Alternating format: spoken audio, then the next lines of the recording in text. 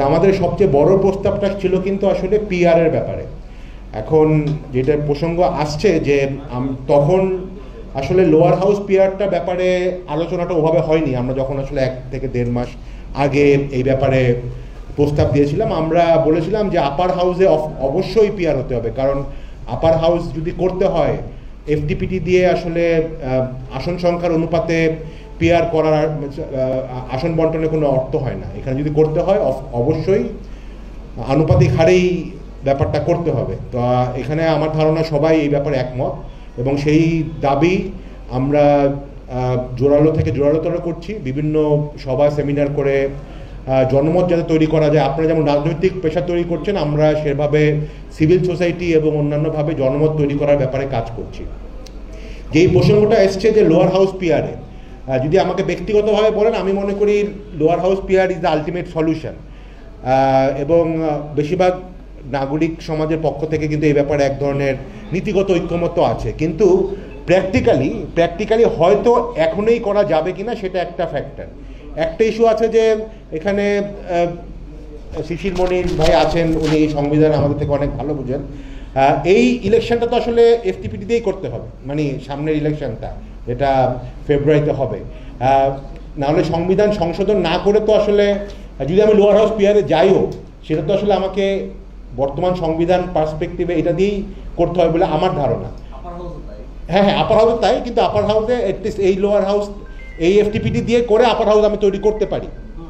But আগামী যেই ফেব্রুয়ারিতে যদি ইলেকশনটা হয়, সেটা তো এফটিপিতেই করতে হবে। এখন তারা যদি আবার ইলেকশনটা করার পরে সাথে সাথে যদি বলে যে না ঠিক আছে এই সংসদ ভেঙে আমরা এখন পিআর করব, ব্যাপারটা তো একটু মানে অনেক ক্ষেত্রে এক ধরনের ক্রাইসিস তৈরি হতে পারে। তো এরকম চিন্তা করা যায় কি না, যে সেটা আমরা পরশুদিনের মিটিংয়েও বলেছি যে লোয়ার হাউসে এখন অ্যাটলিস্ট পার্শিয়াল পিআর হবে। সে ফর এক্সাম্পল 300 এফটিপিটি হবেই, সাথে করে আরও 150 আসন নতুন করে সংবিধান সংশোধন করে 150 আসন পিআরের ভিত্তিতে 150 আসন নতুন করে করা হবে। সে ফর এক্সাম্পল 450 আর যদি মহিলা থাকে আরও 50টা 500 আসন। তো সেটার 50% অ্যাটলিস্ট আমার এই সংসদেই পিআর করার একটা সলিউশন কিন্তু হতে পারে।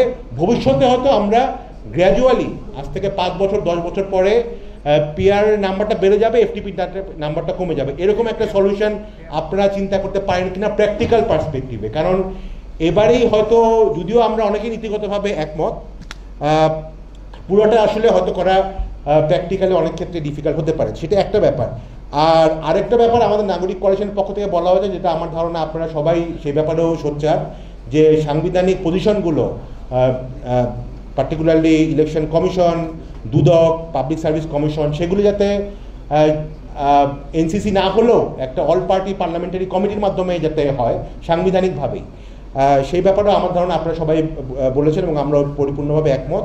আরেকটা ব্যাপার দিয়ে শেষ করব, যে ফিমেল সিটের ব্যাপারে সেখানে তো খুব একটা কথা আসেনি। আমাদের সাইড থেকে কিন্তু বলা হয়েছে যে বর্তমান যে সিস্টেম আছে, যে আসন ভিত্তিক ফিমেল, এটা আসলে একটা 30 সেট অলঙ্কার 50 সেট অলঙ্কারের মতো, এটা কোনো আসলে ভূমিকাই নাই, আমাদের নারী ক্ষমতায়নে কোনো ধরনের রোলই প্লে করে না।